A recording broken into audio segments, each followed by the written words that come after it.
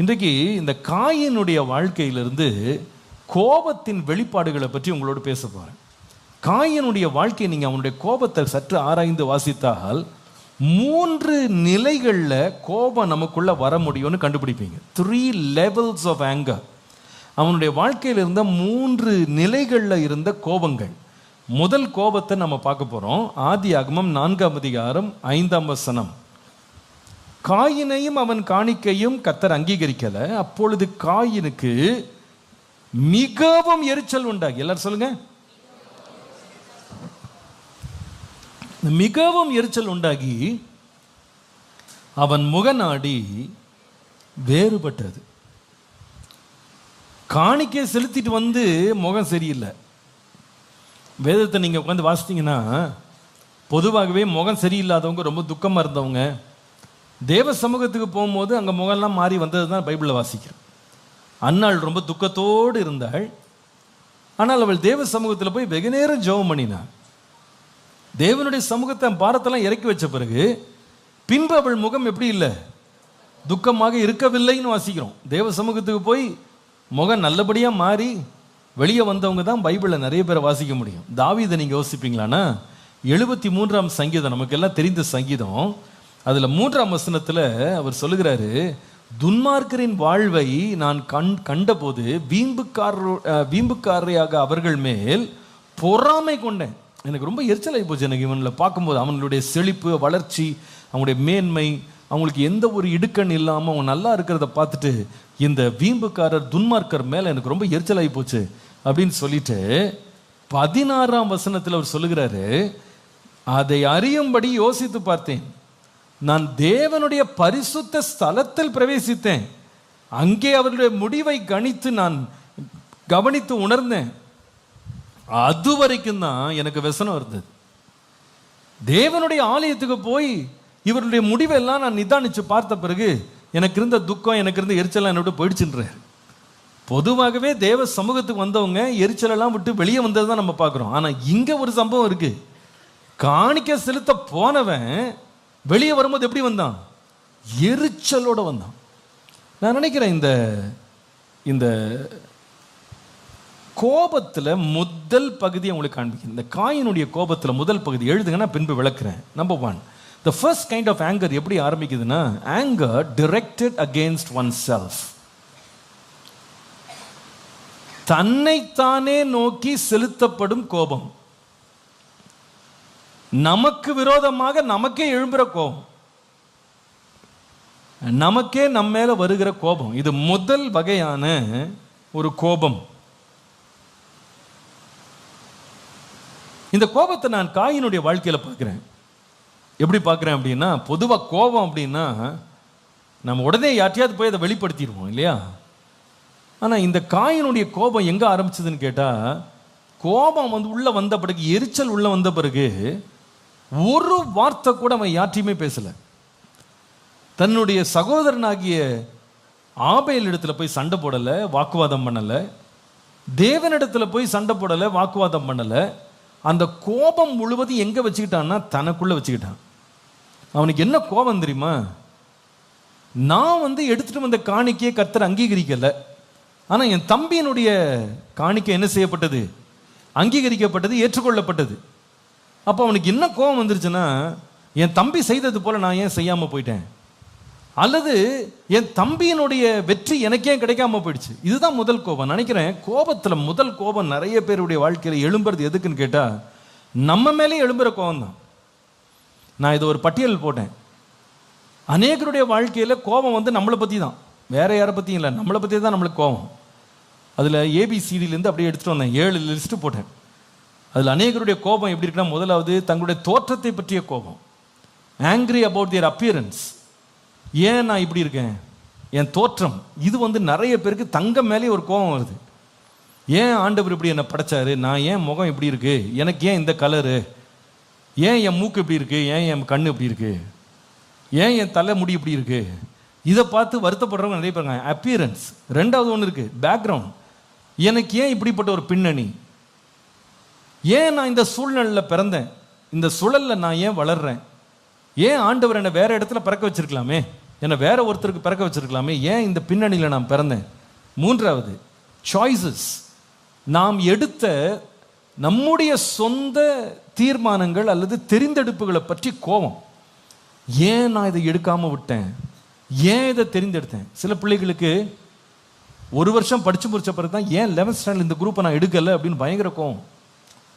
அந்த நேரம் எனக்கு உதிக்கவே இல்லையே. சில பேர் காலேஜில் சேர்ந்த பிறகு கூட கோபம் வருது. ஐயோ, இந்த குரூப்பை போய் சேர்ந்துட்டேனே, இந்த கோர்ஸை போய் சேர்ந்துட்டேனே, தெரியாமல் சேர்ந்துட்டேன். சில பேர் சர்டிஃபிகேட் கையில் வாங்கிட்டாங்க, வாங்கின பிறகு கோவம். ஐயோ, நான் தானே வேணும்னு போய் சேர்ந்தேன், இந்த கோர்ஸ் படித்தா வேலை கிடைக்காது எனக்கு அப்போ தெரியலையே, இவ்வளோ முட்டாளாக இருந்திருக்கிறேனே. தங்கக்குள்ளேயே கோபம், பிகாஸ் ஆஃப் தி சாய்ஸஸ். சில பேர் கல்யாணம் பண்ணிட்டு கோபம். இந்த பொண்ணை போய் நான் தேவ சித்தம்னு சொல்லி கண்டுபிடிச்சி நானும் வீட்டுக்கு கொண்டு வந்திருக்கேனே, இந்த பையனை நான் வந்து கல்யாணம் பண்ணி தேவ சித்தம்னு சொல்லி ஏதாட்டி வேறு சொல்லிட்டேனே, இந்த பொண்ணை தான் கட்டுவேன் நின்னனே, இந்த பையனை தான் கட்டுவேன் நின்னனே, இப்படி ஒரு தவறு செஞ்சுட்டேன்னு பின்னால் உங்களுக்கு திடீர்னு ஒரு வெளிப்பாடு வந்துடும்.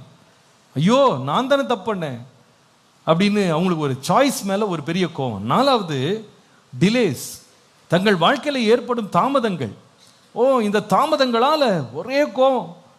ஏன் என் வாழ்க்கையில் இவ்வளோ தாமதம் வந்தது, ஏன் இது நடக்க மாட்டேங்குது, எல்லாருக்கும் கிடைக்குது, ஏன் எனக்கு கிடைக்கல. தாமதங்களால் வந்த கோபங்கள். 5வது, எக்கனாமிக் ஸ்டேட்டஸ். நம்முடைய வருமானங்கள், நம்முடைய பொருளாதாரத்தினுடைய குறைவுகள், இதை பார்த்து கோபம். ஏன் எனக்கு இந்த பணம் இல்லை, ஏன் எனக்கு சம்பளம் இல்லை, ஏன் எனக்கு விரும்பின சம்பளம் கிடைக்கல, ஏன் எனக்கு சம்பள உயர்வு கிடைக்கல, அதில் ஒரு பயங்கர கோபம். தெரியாமல் நான் இந்த ஃபீல்டை எடுத்துட்டேன், அதனால தான் எனக்கு இவ்வளோ குறைந்த சம்பளம் கிடைக்குது அப்படின்னு சம்பளத்தை பற்றி, பணத்தை பற்றி கோபம். இன்னொன்று இருக்கு, எஃப் ஃபார் ஃபெயிலியர்ஸ். நமக்கு வந்த தோல்விகளை பற்றி. ஏன் நான் தோத்து போனேன், ஏன் இதில் நான் தவற விட்டேன். ஃபெயிலியர் வந்து நம்மளுக்குள்ள கோபத்தை பற்றி எரிய வைக்கும். G, gains. நமக்கு வருகிற சில பேர் என்ன அதிருப்திகள். சில பேர் பார்த்தீங்கன்னா நம்ம வாழ்க்கையில் நம்ம எடுத்துக்கொண்ட பேர் என்ன, நம்ம எதெல்லாம் நம்ம சம்பாதித்தோமோ அதுவே நமக்கு பாரமாக மாறும்போது நமக்கு வந்து கோபங்கள் வர்றது இயல்பு. இன்னொன்று இருக்கு, ஹெல்த் இஷ்யூஸ். நமக்கு இருக்கிற பலவீனங்கள், வியாதிகள், அதனால உள்ள ஒரு கோபம். ஏன் இப்படி எனக்கு வந்தது, ஏன் இப்படி நேர்ந்தது, எனக்கே உடம்புல இப்படி நடக்குது, ஏன் என் உடம்பு இப்படி வேலை செய்ய மாட்டேங்குது. இப்படி பல விதமான காரணங்களுக்காக உள்ளே ஒருவருக்குள்ளே எழும்பக்கூடிய கோபங்கள். இந்த கோபங்கள் பாருங்க, சில பேர் எப்படி சொல்ல வைக்கும்னா பாருங்க, இதெல்லாம் என் தலையெழுத்துன்னு சில பேர் சொல்லுவாங்க. கேட்டிருக்கீங்களா இந்த மாதிரி வார்த்தைகள்? இதெல்லாம் எனக்கு என் தலை எழுத்து, என்ன பண்ணுறது, இதெல்லாம் நான் வாழ்ந்து தான் ஆகணும் போல இருக்கு, இப்படி தான் சகிச்சாகணும் போல இருக்கு, இதெல்லாம் அனுபவிச்சு தான் ஆகணும் போல இருக்கு, மை ஃபேட் அப்படின்னு சொல்லுவாங்க.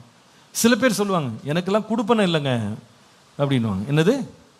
ஆமாம், எல்லாம் கொடுப்பனை இல்லைங்க. அது மாதிரி சில பேர் வந்து பேர் என்ன, வேற தத்துவங்கள்லாம் வந்து அதெல்லாம் படிச்சுட்டு வந்தவங்களுக்கு வந்து நான் முந்தின பிறவியில் நல்லவனா இல்லை போல இருக்கு, அதனால தான் இந்த பிறவியில் இப்படி நான் இருக்கேன், அல்லது எங்கள் அப்பா அம்மா ஏதோ தப்பு செஞ்சாங்க போல இருக்கு, அதனால தான் நான் என்ன பண்ணுறேன், நான் அனுபவிக்கிறேன். இப்போ ஃபேமஸான ஒரு வேர்டு ஒன்று சுற்றுதிப்போம், அதில் என்னென்னா கர்மா அப்படின்ற வேர்டு இல்லையா? பழிக்கு பழி கடவுள் வாங்குறாரு அப்படின்னு, கர்மானால தான் அப்படி இருக்கேன். இந்த மாதிரி நிறைய வார்த்தைகளால் நம்ம நிறைய வேளை கோபத்தை நமக்குள்ளே நம்ம என்ன பண்ணுறோன்னா எழுப்பிட்டு இருக்கோம். அது நிறைய பேருடைய வாழ்க்கையை பார்த்தீங்கன்னா வெளியே பார்க்கும்போது சாந்தமாக இருக்கிற மாதிரி தான் தெரியும், ஆனால் உள்ள நிறைய கோபங்கள். நீங்கள் இந்த லிஸ்ட் எடுத்து பார்த்தீங்கன்னா, தோற்றம், என்னுடைய பின்னணி, என்னுடைய தெரிந்தெடுப்புகள், என்னுடைய தாமதங்கள், என்னுடைய பொருளாதார நிலை, எனக்கு வந்த தோல்விகள், நான் சம்பாதித்த காரியங்கள், நான் வந்து என்னுடைய சரீரத்தின் பலவீனங்கள், இதெல்லாம் நினச்சி இந்த எரிமலை மாதிரி உள்ள புகைஞ்சிக்கிட்டே இருக்கு. ஆனால் மேலே பார்த்தீங்கன்னா பனியாக இருக்கும், எப்போ வெடிக்கும்னு தெரியாது. யாராவது ஒருத்தர் வந்து நம்மகிட்ட ஏதாவது ஒரு வார்த்தை சொல்லும் போதோ, ஒரு சம்பவம் நடக்கும் போதோ, அதை பார்த்தீங்கன்னா அது வெடிக்கிற வெடிப்பை யாருமே தாங்க முடியாது. ஏன்னா அது உள்ள ரொம்ப நாளாக இந்த கோபம் உள்ள இருக்கு. இந்த காயினுடைய வாழ்க்கையை பார்த்தீங்கன்னா, அவன் வந்து கோபத்தை வெளியே காட்டவே இல்லை. தம்பியால் கண்டுபிடிக்கவே முடியல, இவர் கோபமாக இருக்கிறாரு, எரிச்சலாக இருக்கிறாருன்னு கண்டுபிடிக்க முடியல. அத்தனை கோபத்தை எங்கே அடக்கி வச்சிருந்தானா, உள்ளே அடக்கி வச்சிருந்தான். நல்லா கவனிங்க, எல்லாரும் கவனிங்க. சில பேர் இருக்காங்க, அவங்க ரொம்ப கோபம் வந்தால் 2 வார்த்தை திட்டிடுவாங்க. திட்டா கூட ஒருவேளை என்ன வந்துடும்னா, அந்த கோபம் எப்படி ஒருத்தர் இருமுனா உள்ள இருக்க அடங்கி இருக்கிற சளி வெளியே வருதோ, அந்த மாதிரி திட்டா கூட என்ன வந்துடும், கோபம் வெளியே வந்துடும். ஆனால் சில பேர் திட்டவே மாட்டாங்க, அமைதியாக இருப்பாங்க. சில பேர் ரொம்ப கோபம் வந்துருச்சுன்னா ஓன்னு அழுதுருவாங்க, ஒரே கண்ணீர் விட்டு அழுதுருவாங்க. சில பேர் அழக்கூட மாட்டாங்க, அப்படியே அடக்கி அப்படியே அமைதியாக சிரிச்சுக்கிட்டே உட்காந்துருப்பான். ஏசான்னு ஒரு மனுஷன் இருந்தான். அவனை அவனுடைய சொந்த தம்பி என்ன செய்தானா, ஏமாற்றி போட்டான். அவனுக்கு வர வேண்டிய ஆசீர்வாதத்தை அப்பாட்ட இவனுக்கு முன்னாலே களவாடிட்டு போயிட்டான். அவனுடைய ரியாக்ஷன் என்ன தெரியுமாங்க? நீங்க ஆதியாகமம் 27ஆம் அதிகாரம் 38ஆம் வசனம் படித்தீங்கன்னா, தன் தகப்பனை இந்த ஏசா நோக்கி, என் தகப்பனே, இந்த ஒரே ஆசீர்வாதம் மாத்திரமா உம்மிடத்தில் உண்டு, என் தகப்பனே என்னையும் ஆசீர்வதியும் என்று சொல்லி ஏசா சத்தமிட்டு அழுதான். எல்லாரும் சத்தமா சொல்லுங்க, என்னது? ஆமா, இவனுடைய வெளிப்பாடு என்னன்னா, சத்தம் போட்டு அழுதுட்டான். காயின் ஒரு சத்தம் போட்டு அழுதா கூட நல்லா இருந்திருக்கும்.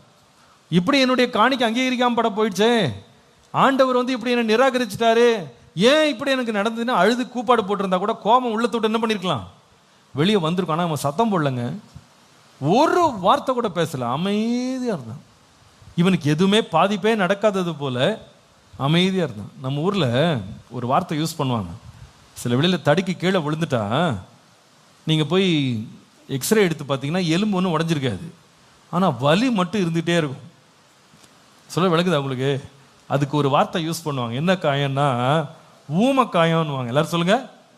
ஆமாம், நிறைய பேர் கோபம் கூட ஊமக்காயமாக தான் இருக்கு, ஊமையாக இருக்கும். வெளியே ஒரு வார்த்தை வராது, ஒரு அழுக வராது, ஒரு திட்டு வராது, அப்படியே ஊமையாக இருக்கும். ஆனால் அந்த ஊமக்காயம் இருக்கும் பாருங்க, நம்மளை நிற்க விடாது, உட்கார விடாது, படுக்க விடாது, தூங்க விடாது, அங்கங்கே சிவப்பாக இருக்கும். அது வெளியே நம்ம யார்ட்டையும் காட்டவும் மாட்டோம், சொல்லவும் மாட்டோம். இது பேர் ஊமக்காயம். இதை நீங்கள் போய் நீங்கள் எக்ஸ்ரே எடுத்து பார்த்தா கூட அந்த காயம் தெரியவே தெரியாது, ஒரு இன்ஃப்ளமேஷன். இந்த வகையான கோபம் காயினுடைய வாழ்க்கையில் ஆரம்பித்தது. இதே ஒரு கோபத்தை அப்சலோம் நீங்கள் பார்க்க முடியும். அப்சலோம் தன்னுடைய சகோதரியாகிய தாமாரை இந்த அம்னோன் தவறாக நடத்திட்டான்னு சொல்லி அவனுக்கு வந்த கோபம் வெளியே காமிக்கவே இல்லைங்க, அமைதியாக உட்காந்து 2 வருஷம் எந்த நல்லதும் பேசலை, கெட்டதும் பேசலை, அமைதியாக உட்காந்துருந்தான். எல்லாரும் நினைச்சாங்க இவனுக்கு கோபம் இல்லைன்னு. 2 வருஷம் கழிச்சு தன் சகோதரனை கொன்னே போட்டான். இது என்னன்னா ஊமக்காயம், இது ஊம கோபம் உள்ள உட்காந்துருக்கு. இந்த கோபம் வெளியே தன்னை உடனே வெளிப்படுத்தாது. இந்த கோபங்கள் அநேக வேளையிலுடைய வாழ்க்கையில் நமக்கு விரோதமாகவே இந்த கோபம் திரும்பிடும். நாமே அதை பற்றி பேசிட்டு, நாமே அதை பற்றி யோசிச்சுட்டு, நாமே சில வேளையில் நம்ம மேலே பழி சுமத்திட்டு உட்காந்துருப்போம். இதை பற்றி வேதம் பேசும்போது பிரசங்கி 7ஆம் அதிகாரம் 9ஆம் வசனத்தை வாசிக்கும் போது, உன் மனதில் சீக்கிரமாய் கோபம் கொள்ளாதே, மூடரின் நெஞ்சிலே கோபம். எல்லாரும் சொல்லுங்க, எங்க குடியிருக்குமா? மூடருடைய. அப்போ ஒரு மனுஷனுடைய நெஞ்சில் இந்த கோபத்தை குடியிருக்க வச்சுட்டு அமைதியாக இருக்கும்போது ஒருவனை யாரா மாற்றினோம் அதுன்னா அவனை முட்டாள தான் மாற்றும். அவன் எடுக்கிற தீர்மானங்கள், அவன் பேசுகிற வார்த்தைகள், செய்கிற செயல்கள் எல்லாமே எப்படி இருக்குன்னா மதியனமாக தான் இருக்கும். காயினுடைய வாழ்க்கையில் வெளியே சொல்லாத, பேசாத, அமைதியாக இருந்த கோபம் எவ்வளோ பெரிய பாதிப்பை அவனுக்கு உண்டாக்குச்சு பாருங்க. குடும்பமே போச்சு, உறவுகள் எல்லாம் உடைஞ்சு போச்சு, கடைசியில் கொலைகாரனாக மாறினான். இன்னைக்கு இந்த செய்தியை கேட்டுக்கொண்டிருக்கிற ஒவ்வொருவரோடும் ஆண்டவர் பேசுறாரு. Are you angry at yourself? Are you quiet but very angry? அமைதியாக இருக்கிறீங்க ஆனால் பயங்கர கோபம். ஒருவேளை அந்த கோபம் யாராவது ஒருத்தரை பற்றி இருக்கும். சில பேருக்கு தங்களுடைய பெற்றோரை பற்றி ஏதோ ஒரு கோபம், அவங்க சொன்ன காரியம், அவங்க நடந்துக்கிட்ட காரியம், அவங்க செய்த காரியம், செய்யாமல் போன காரியம், அவங்கள பற்றி சொன்ன ஒரு அதை அப்படியே மனசுக்குள்ள வச்சுருக்காங்க. ஆனால் டெய்லி சாப்பிட்டுட்டு தான் இருக்காங்க, வீட்டில் தண்ணி குடிச்சிட்டு இருக்காங்க, வீட்டில் தான் படுத்து தூங்குறாங்க, அப்பாவோடு தான் பேசுகிறாங்க, அம்மாவோடு தான் பேசுகிறாங்க. உள்ள ஆள் மனதில் என்ன இருக்குன்னா இஸ் அன் ஆங்கர். சில பேருக்கு மனைவி மேலே இந்த ஆழ்ந்த கோபம், கணவன் மேலே ஆழ்ந்த கோபம் பல வருஷங்களாக. சில பேருக்கு மாமனார் மேலே, மாமியார் மேலே ஒரு கோபம் உள்ளே வந்துருச்சு, அது வெளியே போல, அது உள்ளே உட்காந்துருக்கு, உள்ளே இருக்கு. சில பேருக்கு பார்த்தீங்கன்னா நாத்தனார் மேலே, சில பேருக்கு வந்து கோ பிரதர் மேலே, பிரதர் இன்லா மேலே, சிஸ்டர் இன்லா மேலே ஒரு கோபம், டீப் சீட்டட் ஆங்கர் உள்ள வச்சுருக்காங்க. கடந்த வாரம் என்னுடைய சொந்தத்தில் ஒரு பிள்ளைகிட்ட பேச வேண்டிய ஒரு சூழ்நிலை வந்தது. அவள் திடீரென்று சரீரம் சுகவீனமாகி இருதயம் பாதிக்கப்பட்டு அவள் ஒரு ஹாஸ்பிட்டலில் அட்மிட் செய்யப்பட்டாள். அவள் இருதயத்தில் வந்து ஒரு பிளட் கிளாட் வந்துருச்சுன்னு சொல்கிறாங்க. ஆனால் அவள் ரொம்ப ஹெல்த்தி, ரொம்ப யங்கான ஒரு ஆள். எப்படி இது நடந்தது அப்படின்னு நான் விசாரித்தேன். என்ன நடந்துச்சு, எப்படி உனக்கு இந்த அளவுக்கு ஒரு பெரிய பாதிப்பில் சீரியஸாக எமர்ஜென்சியில் போகிற அளவுக்கு உனக்கு என்ன பிரச்சனை? அப்போ அவங்க சொல்கிறாங்க, ரொம்ப நாளாக அவளுக்கு கால் வலிச்சுக்கிட்டே இருந்துச்சான். கால் வலி. அந்த கால் வலிக்காக அவள் அப்பப்போ ஏதாவது மாத்திரை எடுத்துக்குவாளாம், ஏதாவது தைலம் போட்டுக்கிடுவா. சரி, நான் வந்து ரொம்ப நேரம் உட்காந்து வேலை செய்கிறதுனால, ரொம்ப நேரம் நிற்கிறதுனால கால் வலி நினச்சிட்டு இருந்தேன். ஆனால் அந்த காலில் என்ன வந்திருக்குன்னா, அவளுடைய நரம்பில் ஒரு சின்ன பிளட் கிளாட் வந்திருக்கு. அது எங்கே போய் மோதுனான்னு அவளுக்கே தெரியல, ஞாபகமே இல்லை. ஆனால் ஒரு பிளட் கிளாட் ஒன்று கிரியேட் ஆகி, அந்த பிளட் கிளாட் பாருங்க எத்தனை வருஷத்துக்கு முன்னாடி நடந்துச்சு கூட தெரியல. ஆனால் டாக்டர்ஸ் வந்து இன்னும் யோசிக்கிறாங்களாம், அது வந்து இன்னும் கண்டுபிடிக்க ட்ரை பண்ணுறாங்க. இந்த பிளட் கிளாட் இருக்கு பாருங்க, அப்படியே அந்த நர்வ் வந்து கால்லேருந்து ட்ராவல் பண்ணி நேராக போய் அவளோட லங்ஸில் போய் உட்காந்துரு. இப்போ அவளோட ஹார்ட்டை பாதிச்சிரு அந்த கிளாட். எனக்கு கேட்கும்போது ரொம்ப ஆச்சரியமாக இருந்துச்சு. என்றைக்கோ பட்ட அடி, சின்ன வயசுலேயோ என்னன்னு தெரியல. ஆனால் அந்த சின்ன கிளாட் வந்து அது உடனே கண்டுபிடிக்கப்பட்டு அதை எடுக்கலை அப்படின்னும் பொழுது அதை நீண்ட நாள் கழித்து அவளுடைய உயிருக்கே ஆபத்தை கொண்டு வருகிற அளவுக்கு ஒரு பாதிப்பை இந்த வயசில் அவளுக்கு கொண்டு வந்திருக்கு. அவள் பிரமிப்பில் தான் சொல்கிறான், எனக்கு ஞாபகமே இல்லை, நான் அடிபட்ட மாதிரி ஞாபகம் இல்லை, எனக்கு எப்படி நடந்துச்சுன்னே எனக்கு தெரியல. நிறைய பேருடைய லைஃப்பில் இந்த கிளாட் மாதிரி தான் சில பேர் கோபம் அங்கங்கே உட்காந்துருக்கு. அப்பப்போ வலிச்சது, தைலம் போட்டுக்கிட்டோம், மாத்திரை போட்டுக்கிட்டோம். சில தடவை கோபம் வந்துருது. அப்போ ஆண்டவர் சமூகத்தில் வந்து ஆண்டவர் உணர்த்துவார். அந்த நேரத்தில் சரி ஆண்டவரே, நான் விட்டுறேன் ஆண்டவரே அப்படின்னு சும்மா வாயில் சொல்லிவிட்டு அதை அப்படியே தைலம் போட்டு போயிட்டோம். ஆனால் அது சரியாக சரி பண்ணலை. அது நம்முடைய இருதயத்தை விட்டு நம்ம எடுக்கலை, அதை அப்படியே வச்சுருக்கோம். சர்ச்சில் வந்து ரொம்ப நல்லா இருக்கிற மாதிரி இருக்கும், ஃபீலிங் நல்லா இருக்கும். தைலம் தரவுனா எப்படி இருக்கும், கொஞ்ச நேரத்தில் என்ன போயிடும், வலி போயிடும்ல. அந்த மாதிரி ஆலயத்தில் இருந்தேன், பிரசங்கிட்டேன், ஆராதனை பண்ணேன், மனசு நல்லா அமைதியாயிடுச்சு, எல்லாம் சரியாக போச்சுன்னு நினச்சிட்டு போயிட்டோம். ஆனால் வெளியே அந்த கதை விட்டு வெளியே போகும்போது அந்த கோபம் லைட்டாக அப்போ தான் தெரியும், அது உள்ளே தான் இருக்குது. எப்போ அது டக்குன்னு ஒன்றே தெரியும்னா, அந்த ஆள் நேராக எதிரில் வரும்போது தான், அந்த ஆள் வந்து பிரைஸ் லார்ட் சொல்லும் போது தான், அந்த ஆள் வீட்டுக்கு வரும்போது தான், அந்த ஆளை நம்ம சந்திக்கும் போது அந்த கோபம் உள்ளே இருக்கா இல்லையான்னு கண்டுபிடிச்சிடும். அவங்களோட முகத்தை நமக்கு பார்க்க பிடிக்காது, அவங்ககிட்ட பேச பிடிக்காது, அவங்கள எப்படியெல்லாம் அவாய்ட் பண்ணணுமோ அவாய்ட் பண்ண ஆரம்பிப்போம். அப்படின்னா அர்த்தம் என்னென்னா, என்ன இருக்குது உள்ள சொல்லுங்கள், பயப்படாதீங்க. ஆமாம், இந்த அனுபவம் எத்தனை பேருக்கு இருக்குன்னு கையை அறுத்தூக்க வேணாம், நீங்களே நிதானிங்க. அந்த சம்பவத்தை நினச்சாலே ஒரு மாதிரி மனசு சரியில்லைப்பா சார், ஒரு மாதிரி பண்ணுது. அது வரைக்கும் நல்லா இருக்கேன், அந்த நேரத்தில் ஒரு மாதிரி பண்ணுது. அது வரைக்கும் பாடிக்கிட்டு தான் இருந்தேன், அது வரைக்கும் ஆராய்ச்சிக்கிட்டு தான் இருந்தேன். அந்த ஆளை பார்த்த உடனே எனக்கு என்னமோ மாதிரி பண்ணுதுப்பா சார், ஒரு மாதிரி இருக்குது, மனசு உடனே வித்தியாசமாக ரியாக்ட் பண்ணுது என்ன. அப்படின்னா அர்த்தம் என்னென்னா, அந்த கோபம் உள்ளே விட்டு என்ன பண்ணலை, வெளியே போகலை, அது உள்ளே தான் உட்காந்துருக்கு. மூடருடைய நெஞ்சில் கோபம் குடியிருக்கும். கோபம் எத்தனை பேருடைய வாழ்க்கையில் இந்த மாதிரி ஒரு போராட்டத்தில் நம்ம சந்தித்து கொண்டோம். நம்ம பேசலை, நீங்கள் திட்டலை, நீங்கள் சண்டைக்கு போகலை, வாக்குவாதம் பண்ணலை, பட் டீப் சீட்டட் ஆங்கர் உள்ளே இருக்கு. ஆவியானவருக்கு நம்மோடு பேசுகிறாரு, கோபத்தை விட்டு நெகிழ்ந்துரு. அந்த கோபம் உனக்கு வேணாம்ப்பா, உன்னை அநீதியான பாதையில் உன்னை கொண்டு போகிறதுக்கு அந்த கோபம் உனக்குள்ளே இருக்குது, அதை எடுத்துரு. நீ சொல்லலாம், ஆண்டவரே நான் மற்றவங்கள போல் நான் திட்டலை, கெட்ட வார்த்தை பேசலை, நான் சண்டை போடலை, நான் போராடலை, நான் வாக்குவாதம் பண்ணலை, நான் அடிக்கலை, நான் எதுவுமே செய்யலை ஆண்டவரே. இல்லைப்பா, உன் முகநாடி வேறுபட்டுருச்சு, உன் முகநாடி வேறுபட்டுருச்சு. நான் யோசித்து பார்த்தேன், அவங்களுடைய தம்பி கூட அந்த முகத்தில் டிஃப்ரென்ஸ் பார்க்கல, அவங்க அப்பா அம்மாலாம் அங்கே தான் இருந்தாங்க. யாருக்குமே இந்த பையனுக்கு இவ்வளோ கோபம் இருக்குன்னு கண்டுபிடிக்கலங்க. கண்டுபிடிச்சிருந்தா கூட போயிருக்க மாட்டாங்க, கண்டுபிடிச்சிருந்தா நிச்சயமாக கேட்டிருப்பாங்க. யாருமே கண்டுபிடிக்கல, உள்ளே இருந்துச்சு. நமக்கு நாம எழுப்பி கொண்ட கோபங்கள், நமக்கு விரோதமா நம்ம வச்சிருக்கிற கோபங்கள், இந்த கோபங்கள்லேருந்து ஆண்டவரே எனக்கு விடுதலை தாரும். நான் உங்களுக்கு ரொம்ப தாழ்மையாக சொல்கிறேன், இந்த கோபங்களை நம்ம அடக்கி வைத்து நம்ம வச்சுக்கிட்டே இருக்கிற வரைக்கும் இந்த கோபங்கள் நமக்கு பெரிய பாதிப்பை உண்டாக்க போகுது.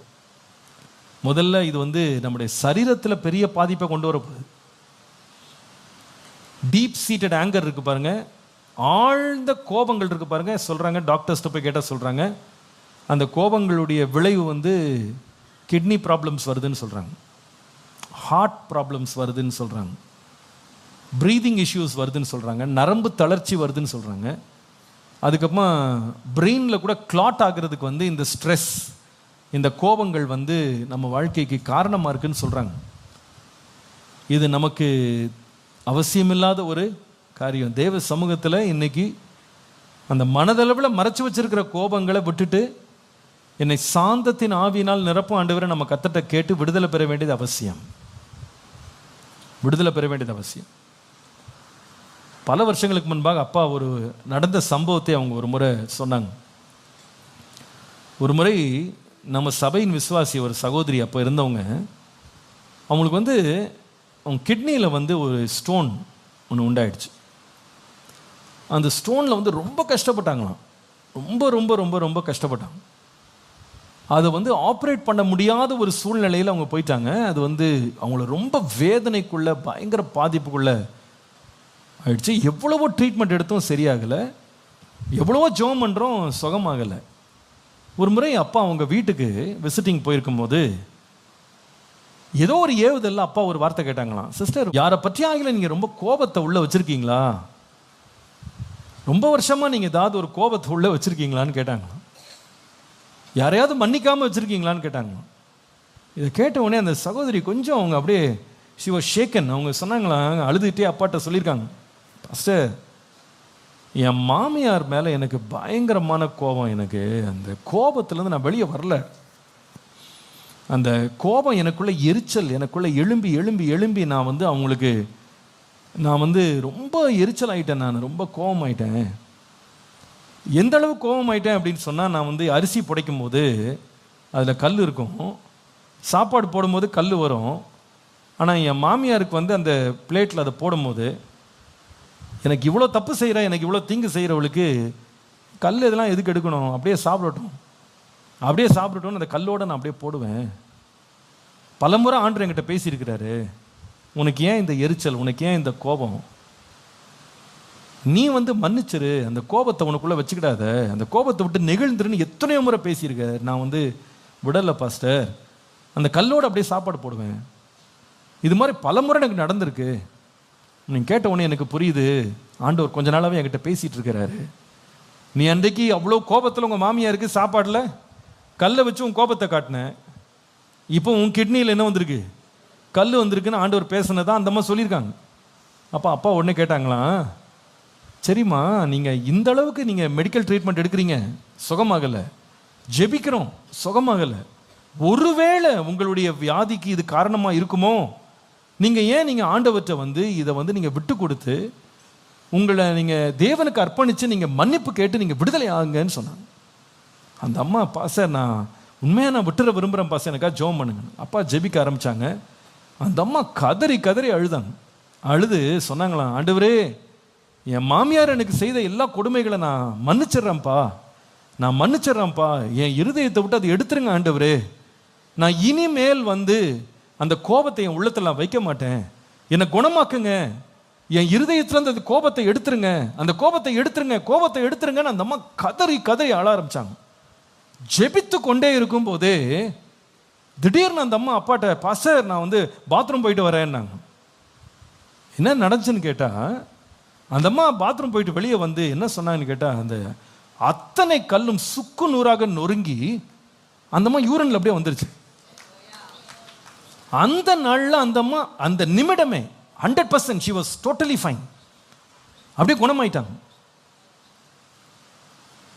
நான் கிட்னி ஸ்டோன் வர்றதுக்கு எல்லாத்துக்கும் கோபம் தான் காரணம் நான் சொல்லலை, அப்படி பாஸ்டர் சொல்லிவிட்டாரு அப்படி நீங்கள் போய் புதுசாக ஒரு வியாக்கியானம் கொடுக்காதீங்க. நான் சொல்ல வந்தது என்னன்னா, ஒரு மனிதனுடைய சரீரத்தினுடைய சுகத்தை கூட கோபம் என்ன செய்ய முடியும், பாதிக்க முடியும். நிறைய பேருடைய இமோஷனல் ஹெல்த், அவங்களுடைய நல்ல நினைவுகளை, மனநிலையை, கோபம், உள்ள உட்கார்ந்துருக்கிற கோபம் பாதிக்க முடியும். நல்ல உறவுகளை, குடும்ப உறவுகளை, நல்ல நண்பர்களை, நல்ல ஐக்கியங்களை இந்த உள்ள உட்கார்ந்துருக்கிற கோபம் சுக்குநூறாக நொறுக்க முடியும், அழிக்க முடியும்.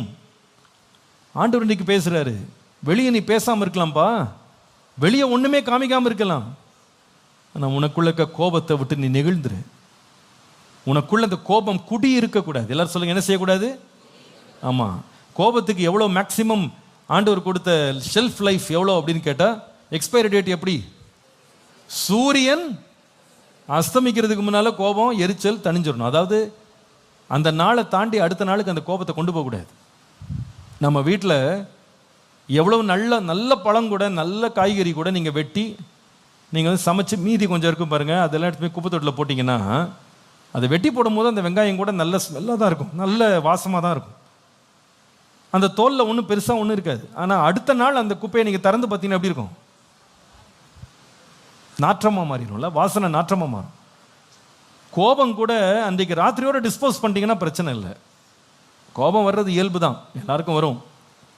ஆனால் அந்த கோபத்தை தங்க விடாம அதை உடனே நம்ம ஃப்ளஷ் பண்ணிட்டோம் அப்படின்னா, அதை தூக்கி வெளியே போட்டோம்னா, அதை உடனே மன்னிச்சுட்டு அதை மறந்துட்டு நாம சாந்த குணத்தை நமக்குள்ள கொண்டு வந்துட்டோம்னா நாம தப்பிச்சோம், நாம குணமாயிடுவோம், நம்ம விடுதலை ஆயிடுவோம்.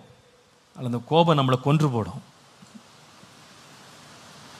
ஆண்டவரே, நான் பேசலை, நான் திட்டலை, நான் வாக்குவாதம் பண்ணலை, நான் சண்டைக்கு போகலை அப்படின்றதுக்காக தயவுசெய்து வந்து நான் ரொம்ப நல்லவன்னு சொல்லி நீங்கள் யாருமே நம்மளை மாறுதட்டிக்க வேணாம், நம்மளே பாராட்டிக்க வேணாம். ஆவியானவர் பேசுகிறதை காதுள்ளவன் கேட்க கடவன். இன்றைக்கு பேசிக்கொண்டிருக்கும் போது ஆவியானவர் உங்கள்கிட்ட உணர்த்துறாரா, எப்பா நீ பேசலை, நீனு அமைதியாக திரும்பி போயிட்டு அப்சலோம் மாதிரி. ஆனால் உனக்குள்ள கோபம் இருக்கா? உனக்குள்ள ஆழமான எரிச்சல்களை நீ வச்சிருக்கிறியா? இன்றைக்கு சொல்லுங்க, ஆண்டவரே அதை என்ன விட்டு எடுத்துடுறேன்ப்பா, உங்களுடைய கிருபை எனக்கு நீங்க தாங்க, மன்னிக்க வேண்டியவர்களை மன்னிச்சிடுறேன் ஆண்டவரே, நான் விட்டு கொடுத்துட்றேன். இனிமேல் அந்த கோபம் எனக்குள்ள குடி கொள்ளக்கூடாது. இந்த ஆராதனையோடு பல ஆண்டுகள் மறைந்திருக்கிற கோபங்கள்லேருந்து கர்த்தர் பூரண விடுதலையை கர்த்தர் தருவாராக. ஒரு நிமிடம் அப்படியே கண்களை மூடி வலது கருத்தை உயர்த்தி சொல்லுங்க, இயேசுவே என் இருதயத்தை நீங்க சுத்திக்கிறீங்க, போதும்பா. இந்த நீண்டகால கோபங்கள், நீண்டகால எரிச்சல்கள் என்னுடைய உறவுகளை எவ்வளவு கசப்பாக்கிட்டு இருக்கு, என்னுடைய விடுதலையை கெடுக்குது ஆண்டவரே, என்னுடைய சமாதானத்தை கெடுக்குது, என்னுடைய சுகத்தை கெடுக்குது, என்னுடைய எண்ணங்களை பாழாக்குது. இந்த கோபம் வேண்டாம் ஆண்டவரே, இந்த எரிச்சலை விட்டு நெகிழ்ந்து விட கிருபை தாங்க, எனக்குள்ளது குடியிருக்க வேண்டாம்ப்பா. இன்றைக்கு அதை பலிபீடத்தில் வைத்து நீர் எரித்து சுத்திகரியும் ஆண்டவரே. யார் எனக்கு விரோதமாக என்ன செய்திருந்தாலும், என் வாழ்க்கையில் என்ன தீங்கு நடந்திருந்தாலும் அதை நான் விட்டு கொடுக்கிறேன் ஆண்டவரே. நீங்கள் அதை பார்த்து கொள்ளும், என்னை நீங்கள் குணமாக்கும் ஆண்டவரே. அப்படியே கரங்களை உயர்த்தி ஜெபம் ஆரம்பிப்போம். என்னோடு இன்றைக்கு பேசுங்க ஆண்டவரே. ஆண்டவரே, உமக்கு பிரியமானதை நான் செய்ய எனக்கு கற்றுத்தாரும். எந்த கோபமும் எனக்கு வேண்டாம்ப்பா, ஒரு சாந்தமுள்ள ஒரு இருதயத்தை எனக்கு தாங்க. ஹல்லேலூயா. நான் சாந்தமும் மனத்தாழ்மையுமாய் இருக்கிறேன், என்னிடத்தில் கற்றுக்கொள்ளுங்கள், அப்பொழுது உங்கள் ஆத்துமாக்களுக்கு இளைப்பாறுதல் கிடைக்கும், இளைப்பாறுதல் கிடைக்கும்.